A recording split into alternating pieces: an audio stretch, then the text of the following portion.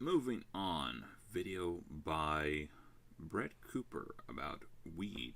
I think it's just to preface this. I think, well, she goes into this, but she has a brother who is schizophrenic, which is, I think, part of why she's very invested in this. She gets quite animated. All right. Willie Nelson, we're coming for you. Now, for the record, I think there are a lot of studies that would seem to indicate that weed is by no means as benign as perhaps it has been represented. There are effects, some of them quite bad. Cannot stand stoners. Anyways, here we go.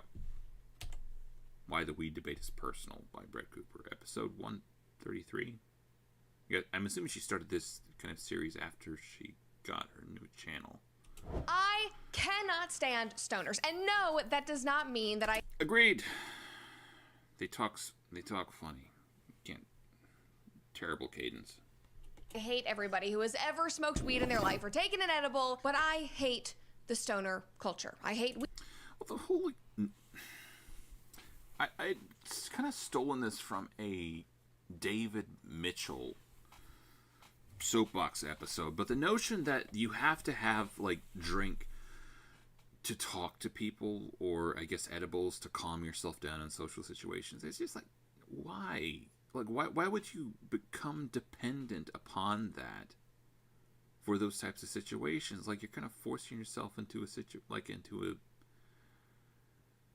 a very habit-forming type of necessity, because like you will be in social situations your entire lifetime, so you almost like you want to learn how to do that without any type of artificial additives, in my mind. Because like, especially if you do become a drunk or you do become an addict of some sort, like, okay, now you have to be in social situations, but it just doesn't feel like that's the smartest route to take. Weed culture, and I especially hate the people who refuse to admit that there are risks to their culturally accepted, legalized, harmless drug. So let's talk about it. Now, you might have seen, and maybe you even found my channel from this, but I had a post blow up on X yesterday about this exact subject, and we will get to that very shortly. But the reason why I was tweeting about weed in the first place and my personal experiences with this is because of a new piece that just dropped from the New York Times editorial board. And that piece is entitled, "It's Time for America to Admit That It Has a Marijuana." Marijuana. I'm not sure if that's just how we said it growing up. I think we're trying to make fun of it a little. Sorry, not fun of Spanish people. For the record, I had heard the Super Bowl was done in Spanish, or the halftime show by Bad Bunny, which is the language of conquistadors. I thought it was full on based. Okay, language of conquistadors. Yeah, never mind. Very based though. Very based of him to do that. Problem. Finally, some of us have been waiting years for this information to come out, or for this information to become more commonplace. Now, obviously, right off the bat, we have to say that this is incredibly funny and ironic coming from a publication and organization that was one of the driving forces behind cannabis being legalized in so many states and really just being normalized across the board. For example, in a Politico analysis of this op-ed, they wrote that the New York Times editorial board walked back its years-long support for marijuana legalization. I didn't even know that was a thing. Like, newspapers, I guess maybe they just did an article at some point. New York Times editorial board walked back its years-long support. In a Monday editorial, writing that the U.S. has recently gone too far in accepting and even promoting its use. So the people who have always talked about the slippery slope, they are vindicated once again, honestly, as they usually are. Maybe we should learn from that. They go on and they say in the piece, the editorial board conceded that some of its past positions on legalization... It's a gateway... No, I guess, I don't know, maybe it is. I don't know if it's necessarily a gateway drug per se, but it is a thing that is perhaps worth being careful about in and of itself. No longer hold up, including its initial assessment that marijuana addiction and dependence are quote-unquote relatively minor problems, especially compared with alcohol and tobacco. That is what the New York Times said prior to this op-ed. And listen, credit where credit is due, people are finally catching on to what so many of us have been saying for years. But attitudes and perceptions do not change overnight, and so this does not mean that people online, especially the stoners, are happy. But honestly, this basically happens every single time we call out one of society's vices. Now, before we dive into the story, make sure that you like this People don't like having their vices called out. The whole prohibition, that was like one of the... I'm going to go on a little bit of a rant here. I feel like quite often moral codes are the progenitors of political policy. It almost never goes the other way, where you create a political policy which then changes people's minds about their morals, right?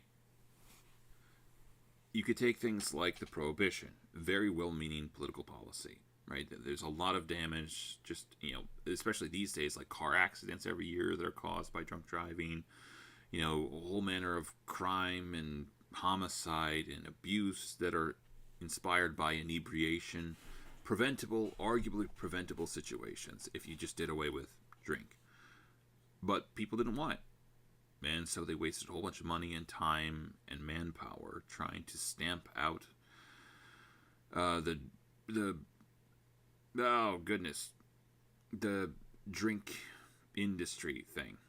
Just didn't work, right? People wanted it. People didn't. They tried. They subverted the laws that people were coming up with. All the dry counties and stuff like that. Speakeasies, I guess, became a thing. People didn't want it. And I feel like, generally speaking, with regards to political policy, you have to have an overwhelming majority of the population that is in favor of this and will aid the police in enforcing that. You can have a small subset that are at least indifferent, and then probably even a smaller subset that actually actively try to subvert that thing. Again, it feels like moral codes are the progenitor of political policy. Very rarely does it go the other way. I can't think of a scenario in which it did, but maybe there are such scenarios. This video and subscribe to the channel if you found this video informative and you enjoyed it. And if you want to stay up to date on every single one of our uploads, make sure to ring that notification bell. In this new op-ed, the New York Times concedes finally that policymakers have taken too much of a hands-off approach when it comes to marijuana. And again, after more than a decade of like gentle parenting. pushing for this acceptance. Sorry, I'm gonna have to use it as the thumbnail. Probably like 206 or something. And legalization across many, many states, they argue that maybe possibly some regulation. No, that one. That one right there. Possibly. Somewhere in there. Might be in order. They wrote, at the time, supporters of legalization predicted that it would bring very few downsides. In our editorials, we described marijuana addiction. Well, I've still heard the notion that, to some extent, some of marijuana, maybe depending on the person at least, is less...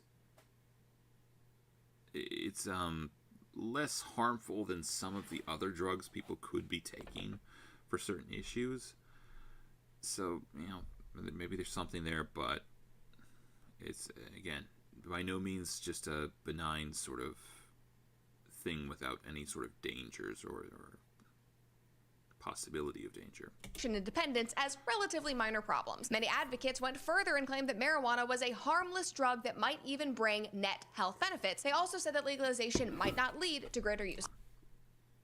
Wasn't there something recently where they were taking methamphetamine or something and just altering it a little bit? No, was it mushrooms? It was something where they were actually figuring out a way to heal brain cells or something. It might have been mushrooms. I'm not for sure. Interesting idea, though. I also remember reading and hearing from friends that actually it wasn't an addictive substance. People can't get addicted to weed. It's not like alcohol. It's not like other drugs. Again, totally harmless. That was commonplace. That was the dialogue, especially when I was a teenager. They go on and they say it is now clear that many of these predictions... And the thing is, in spite of the fact that it might not have addictive properties in and of itself, it still can be very like habit forming. Like there'd be people who say like porn addiction or maybe even I guess drinking or something like that isn't really addictive either, but there's the way you get your brain to start thinking, the way you can train your brain to think. You start getting it into a groove, it can be very hard to get it out of that same groove. So I don't know if maybe there's a difference between what you would call a chemical dependency versus just a habit, but it might be to some extent functionally the same thing.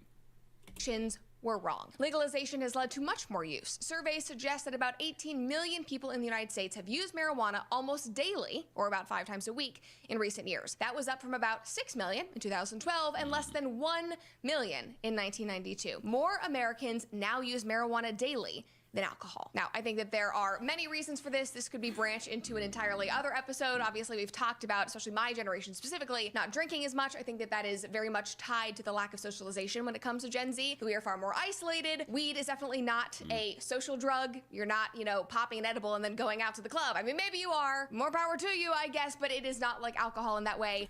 I think there would be people who use edibles to kind of help them relax in social situations or something.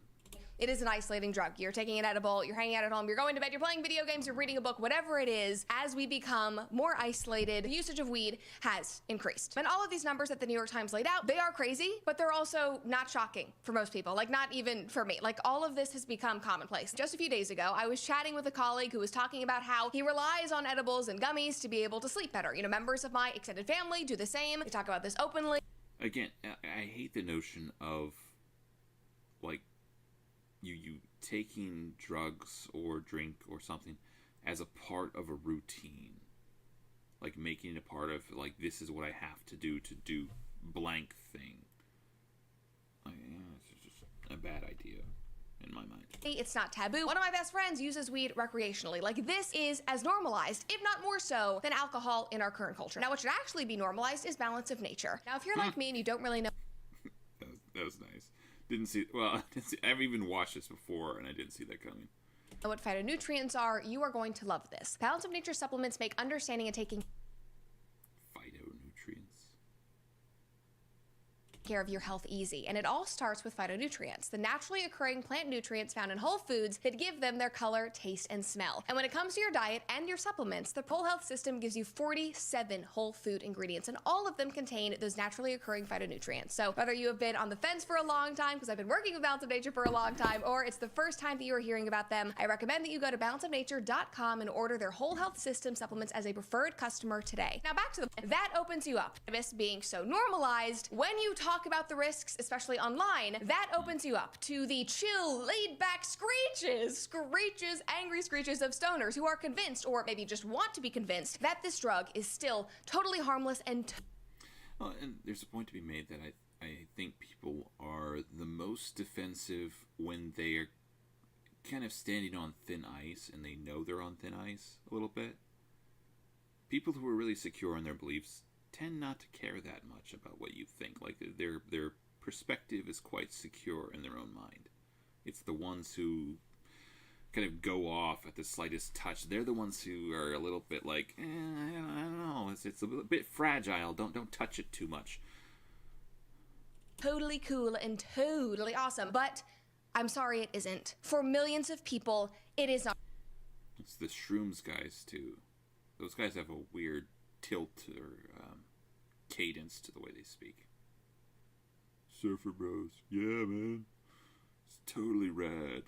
Harmless, and they are vulnerable to these consequences, and I'm glad it works for the people who enjoy it or who benefit from it, but we need to stop lying to millions of people and pretending that this drug is just a chill plant that is just totally harmless. And the New York Times again finally conceded to that point. They wrote, this wider use has caused a rise in addiction and other problems. Each year, nearly 2.8 million people in the United States suffer from cannabinoid hyperemesis syndrome, which causes severe vomiting and stomach pain. More people have also ended up in hospitals with marijuana-linked paranoia and chronic psychotic disorders. Bystanders have also been hurt, including by people driving under the influence of pot. And yet, for years, guys, I was told certifiably by bros in comment sections and folks in the media that this drug was so different than alcohol and it was completely safe. Like, hippies.